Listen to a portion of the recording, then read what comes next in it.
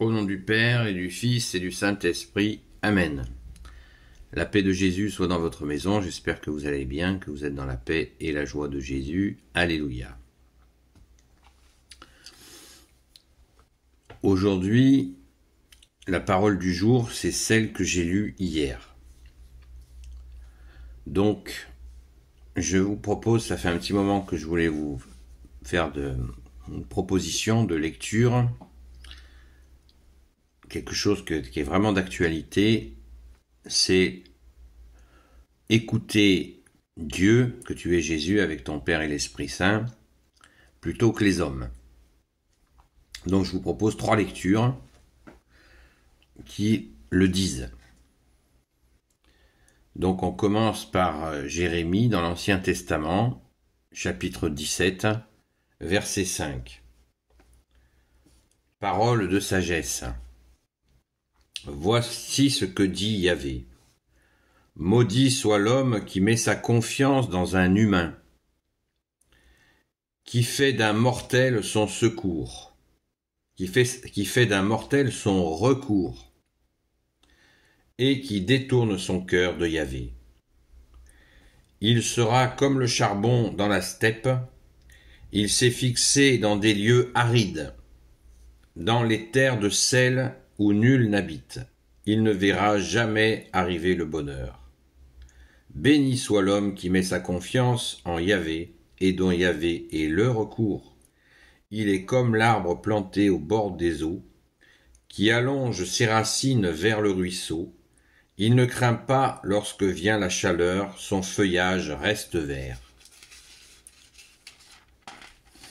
Il ne craint pas les années sèches et porte toujours du fruit. Plus que tout le cœur est complexe, il est mauvais qui peut le comprendre.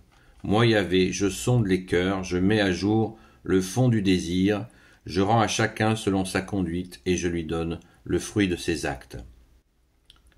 Celui qui amasse des richesses injustes est comme la perdrix couvant l'œuf qu'elle n'a pas pondu. Au milieu de ses jours, la richesse l'abandonne et à la fin, il n'est qu'un sot. Notre sanctuaire est un trône élevé, glorieux. Yahvé, tu es l'espoir d'Israël. Quiconque t'abandonne sera confondu. Ceux qui se rebellent contre toi disparaîtront du pays, car ils ont abandonné la source d'eau vive. Alléluia. Donc, maudit soit l'homme qui met sa confiance dans un humain. C'est clair, c'est net, et je le dis tout particulièrement par rapport aux idéologies. Voilà. Les idéologies, c'est catastrophique, parce que ce sont des hommes qui ont cogité ça, et des personnes croient qu'en suivant tel ou tel idéologue, eh bien, on va arriver à quelque chose. Eh bien non, ça marche pas. On le voit, hein. On le voit. Les idéologies, c'est catastrophique.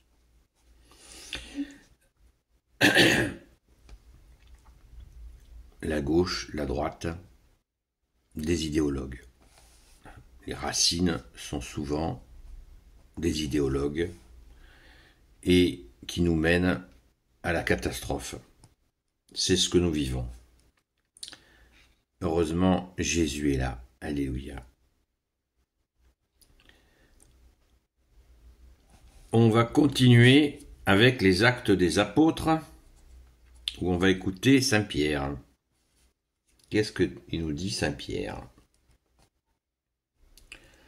Que nous dit le grand Saint Pierre?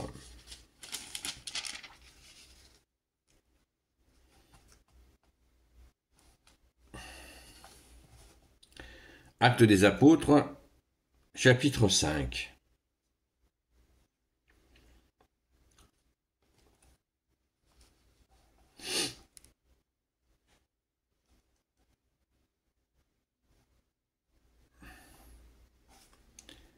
Acte 5, verset 29.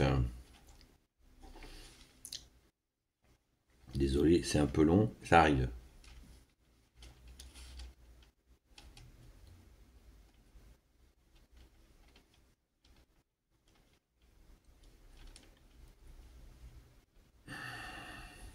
Alors Pierre leur dit, « C'est à Dieu qu'il faut obéir d'abord, non aux hommes. » Voilà. Je répète. Alors Pierre leur dit, avec les apôtres, « C'est à Dieu qu'il faut obéir d'abord, non aux hommes. » C'est limpide, et ça ne nécessite pas d'explication.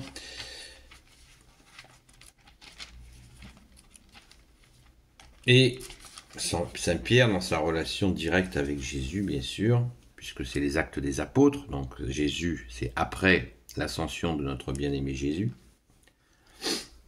eh bien, dans cette relation directe avec Jésus, Saint Paul nous dit la vérité. Et là, on va écouter Saint Paul, en troisième lecture, Thessaloniciens, chapitre 2, versets 1 à 8.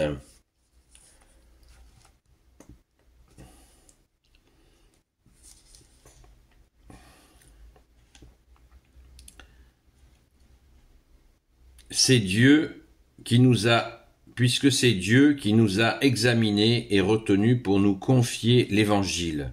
Nous le prêchons non pour plaire aux hommes, mais à Dieu qui examine nos cœurs. Nous le prêchons non pour plaire aux hommes, mais à Dieu qui examine nos cœurs. Pas un moment nous ne vous avons flatté, comme vous le savez, et nous n'avons pas cherché l'argent. Dieu en est témoin, ou les honneurs, ou que cela vienne de vous, ou d'autres personnes. Comme apôtres du Christ, nous aurions pu nous faire servir, mais nous nous sommes faits tout petits au milieu de vous, comme la maman qui joue avec son bébé. Nous tenions tellement à vous que nous étions prêts à vous donner non seulement l'évangile de Dieu, mais notre propre vie. C'est que vous nous étiez vraiment chers. Rappelez-vous, frères, nos fatigues et nos soucis, tout en vous prêchant l'évangile de Dieu. Nous avons travaillé de nuit et de jour pour n'être à la charge d'aucun d'entre vous. Vous êtes témoins, et Dieu aussi, que nous avons été vraiment saints, droits et sans reproche avec vous tous qui avez cru. Vous savez comment nous avons suivi chacun de vous, comme un père ses enfants. Nous vous avons encouragé et instruit, et nous avons insisté pour que votre façon de vivre soit digne de Dieu qui vous a appelé à son royaume et à sa gloire. Alléluia. Voilà, mieux vaut écouter Dieu que tu es Jésus avec ton Père et l'Esprit Saint que les hommes. Très très important. Car nous vivons une période extrêmement trouble et il faut dans cette situation s'arrimer, s'accrocher à toi, bien-aimé Jésus, seul sauveur pour nous sortir des ténèbres. Nous sommes en pleine plongée dans les ténèbres et avec Jésus, dans ta main, bien-aimé Jésus, nous ne risquons rien puisque nous a dit, si nous sommes dans ta main, nous sommes dans la main de ton Père. Alléluia. Merci Jésus, bien-aimé. Pensons-y car il y a des faux semblants et des choses à comprendre. Par exemple, les gens qui lèvent le poing. Lever le poing, ça a une signification. C'est un refus du ciel. Que tu es Jésus. Plein de gens le font sans savoir ce que ça signifie. Donc, il faut bien comprendre. Ceux qui lèvent la main, aussi, ça a une signification qui n'a rien à voir avec le ciel. C'est aussi du païen, comme le poing. C'est un refus du ciel, un refus de Jésus. Dans son amour, sa justice et sa miséricorde. Seul Sauveur, Alléluia.